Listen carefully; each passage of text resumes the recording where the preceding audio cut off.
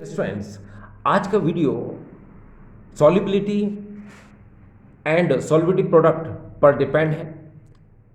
NCERT index 2.6 question को देखिए। H2S a toxic gas with rotten egg like smell is used for qualitative analysis if the solubility of H2S in water at STP is 0.95 m 0.195 m calculate Henry's law constant. ठीक है, देखिए dear students, इस question में हमको Henry law constant को determine करना है, ये बात ठीक। हेनरी लॉ कांस्टेंट यानी KH हेनरी कांस्टेंट को हमको डिटरमाइन करना है।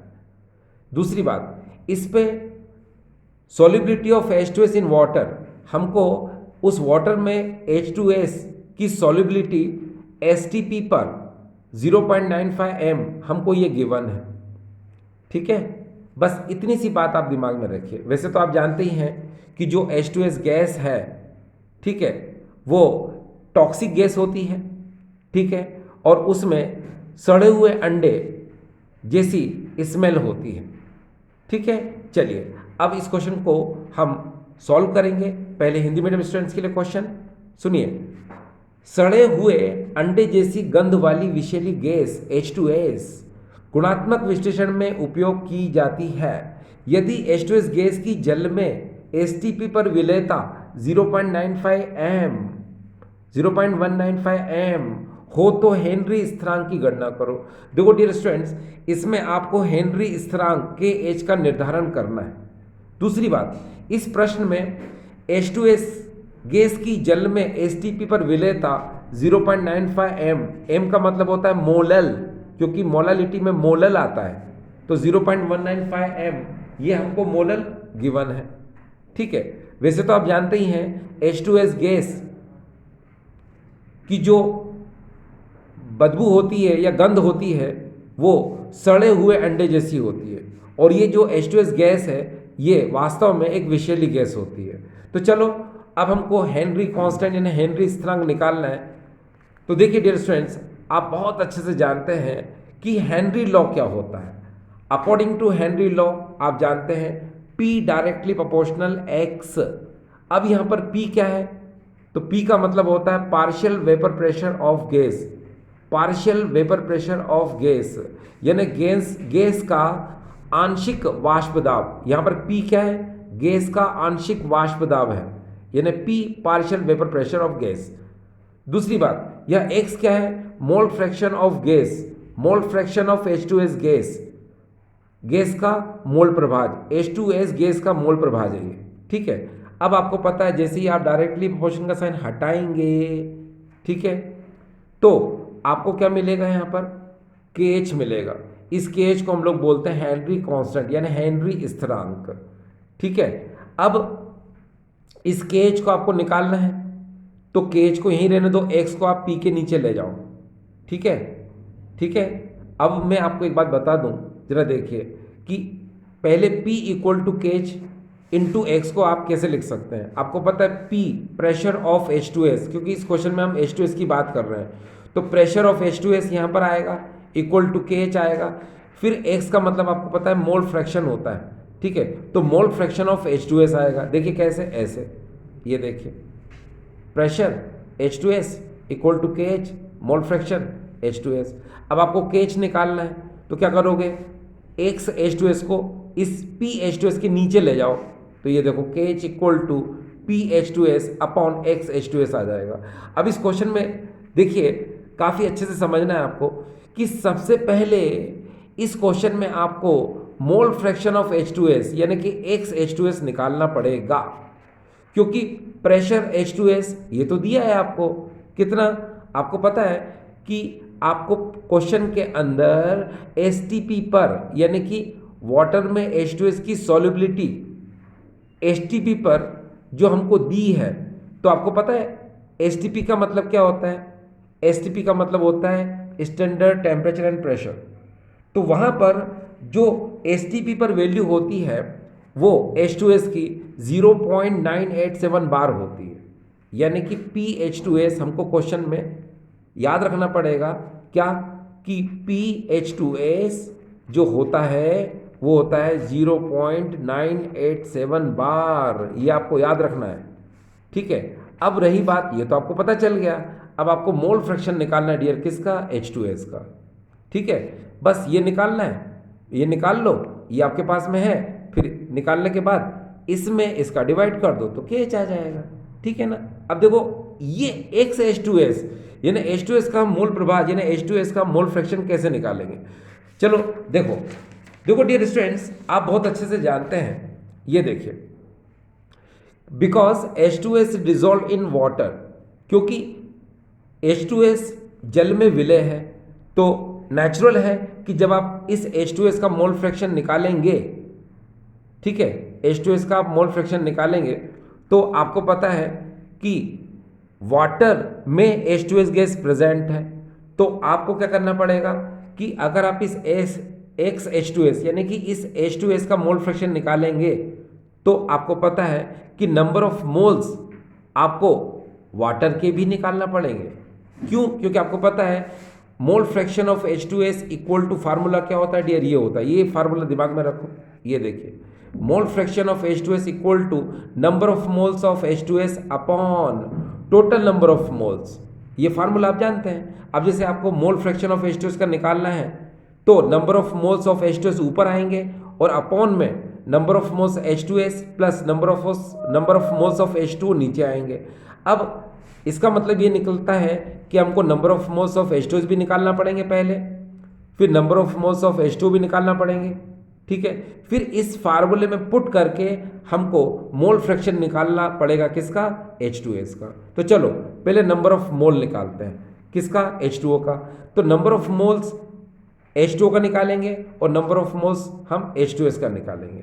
अब नंबर ऑफ मोल के लिए आपको पता है फार्मूला क्या होता है, N इक्वल टू W/M होता है, यानी नंबर ऑफ मोल अगर आप निकालना चाहते हैं तो क्वांटिटी अपॉन मोलर मास, ये फार्मूला होता है। ठीक है, अगर आप वाटर का निकाल रहे हैं तो वाटर की क्वांटिटी ऊपर, नीचे मोलर मास।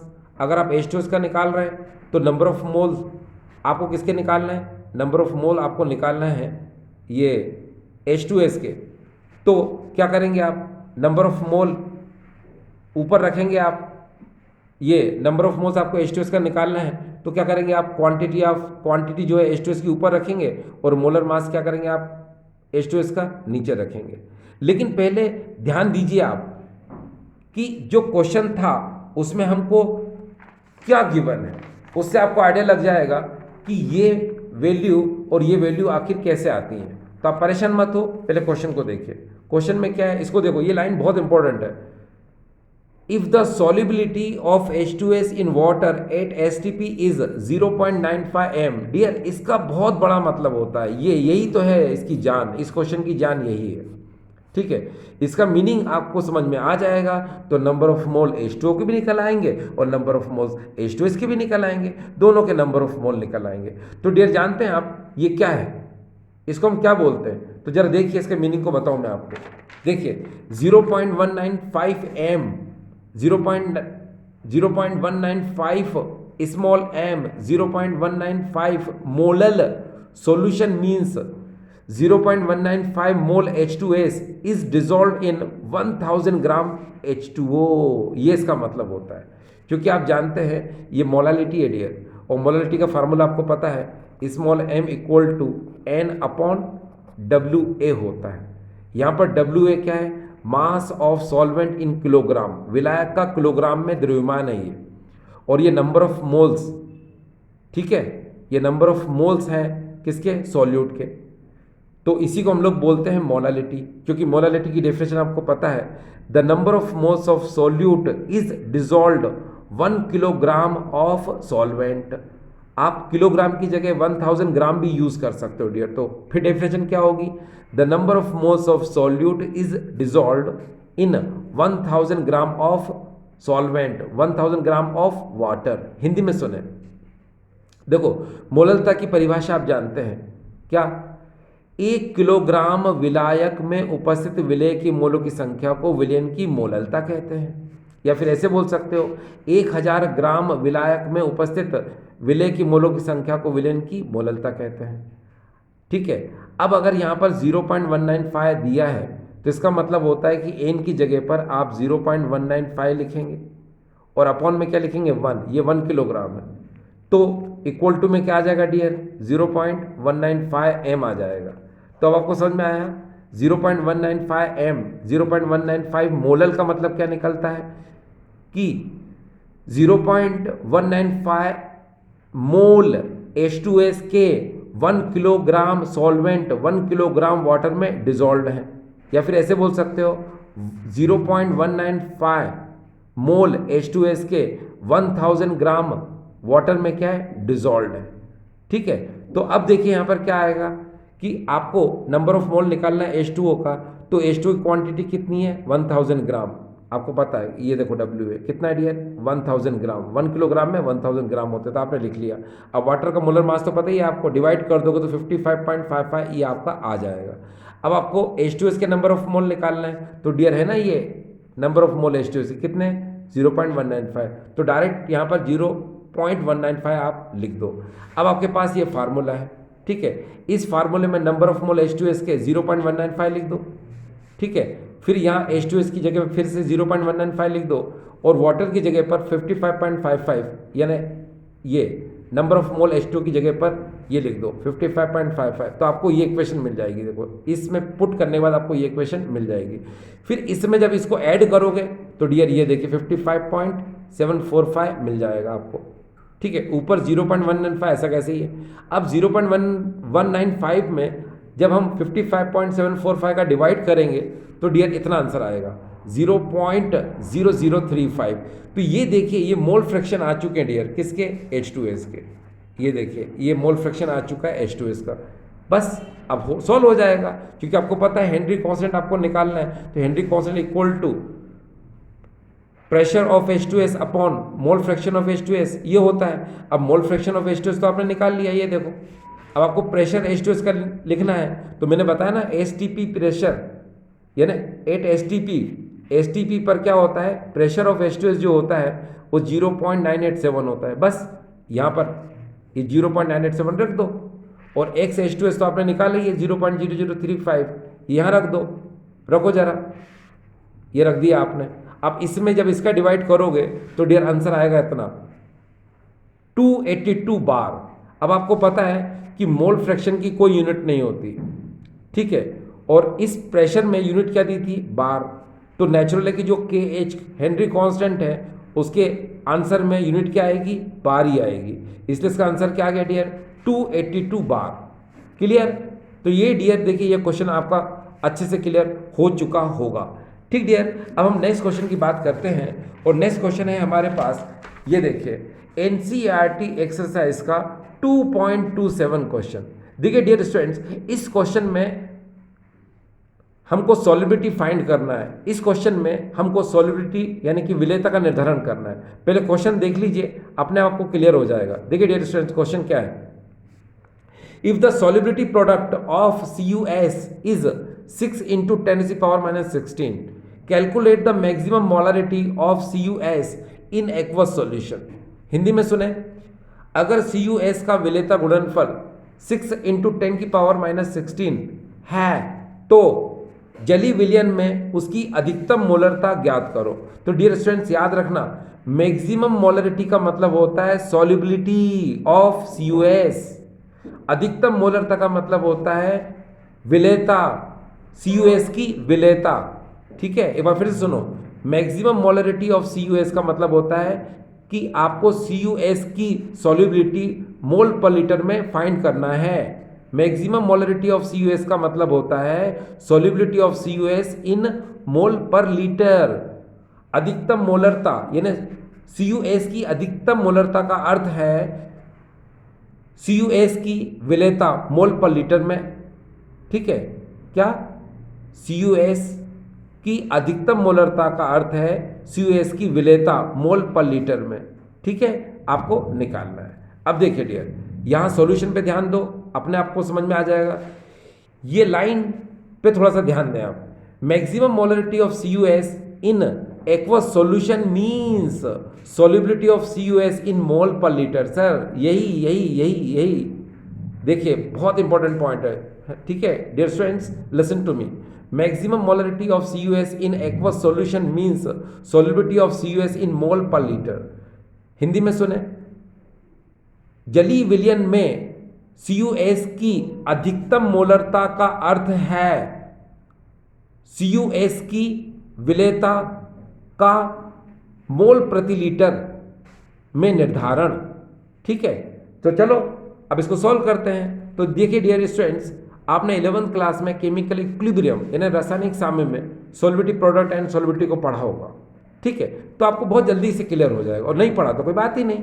चलिए देखिए, आपको पता है यहाँ CuS है, और ये CuS जो होते हैं ये अल्प विलय लवण होते हैं, ये ना स्प्रिंगली सॉल्युबल सॉल्ट होते हैं, और ये जल्दी से क्या करते हैं, सेचुरेटेड सॉल्यूशन बना लेते हैं। ठीक है, ये जल्दी से क्या करते हैं, संतृप्त विलयन का निर्माण कर लेते हैं, इसीलिए इनमें जल्दी से इक्विलिब्रियम स्टेट क्रिएट हो जाती है, यानी कि इसमें साम्य शीघ्रता से क्या होता है, स्थापित हो जाता है। ठीक है, इसीलिए हम इस CuS को ये इक्विलिब्रियम का साइन बनाते हैं, और फिर इसको हम आयोनाइज कर लेते हैं, आयनित कर लेते हैं। कैसे, Cu2 positive plus S2 negative में, ये आपने इस तरह से इसको आयोनाइज कर लिया।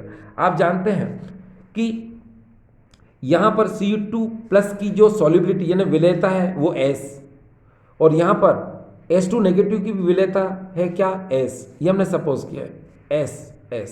ठीक, अब हम क्या करेंगे, यहाँ पर ये जो इक्वेशन है, ये जो समीकरण है, इसका हम क्या करेंगे, सॉल्युबिलिटी प्रोडक्ट निकालेंगे, यानी कि विलेयता गुणनफल निकालेंगे। अब ये Ksp इक्वल टू क्या होता है, आपको पता है Cu2 पॉजिटिव की molar concentration into S2 negative, ये S2 नेगेटिव की मोलार कंसंट्रेशन, ये हो गया। अब Cu2 पॉजिटिव की वैल्यू S रख दो, और S2 नेगेटिव की वैल्यू भी S रख दो। S और S क्या होता है, S स्क्वायर होता है, तो Ksp ये हो गया। अब आपको सॉल्युबिलिटी निकालना है, तो स्क्वायर हटा दो, इधर क्या लग जाएगा, रूट लग जाएगा, तो ये देखो S equal to root Ksp हो गया। अब डियर स्टूडेंट याद रखिए कि इस क्वेश्चन में आपको ये जो Ksp है, सॉल्युबिलिटी है, प्रोडक्ट है, वो गिवन है 6 इंटू 10⁻16। ये देखिए गिवन है, बस अब रख दीजिए यहाँ पर। जब आप यहाँ पर ये वैल्यू रखेंगे, कहाँ पर, इस Ksp की जगह पर ये वैल्यू रखो, तो आपको ये इक्वेशन मिल जाएगा। ठीक है, आपको पता है जब रूट हटाते हैं तो डियर हम क्या 1/2 का यूज़ कर सकते हैं, आप जानते हैं इस बात को। तो क्या होगा कि 6 इंटू 10⁻16 है, ये रूट में है डियर। अब हमने क्या किया, रूट 6 तो लिख दिया, इंटू 10⁻16/2 कर दिया, रूट को हम 1/2 करके लिख सकते हैं। अब यहाँ काट दो, 16 को 2 से काटो तो क्या आ जाएगा, 10⁻8, ये आ गया। अब आप क्या करेंगे, रूट 6 की वैल्यू लिखेंगे, और आपको रूट 6 की वैल्यू जो होती है वो कितनी होती है डियर, 2.45 होती है। बस रूट 6 की जगह ये वैल्यू रख दो 2.45। ठीक है, इंटू 10⁻8 तो आ गई। और पता है आपको कि जो सॉल्युबिलिटी होती है, जो विलेयता होती है, वो काय में होती है, मोल पर लीटर में, तो आपने मोल पर लीटर लिख दिया। ठीक है, अगर आपको मोल पर लीटर नहीं लिखना है तो आप कैपिटल M लिख दो, क्योंकि कैपिटल M का मतलब ही मोल पर लीटर होता है। तो देखा डियर आपने कि इसकी सॉल्युबिलिटी कितनी आ गई, 2.45 इंटू 10⁻8 M। ठीक है स्टूडेंट्स, आई होप स्टूडेंट्स आपको आज का वीडियो समझ में आया होगा। ठीक है, थैंक यू।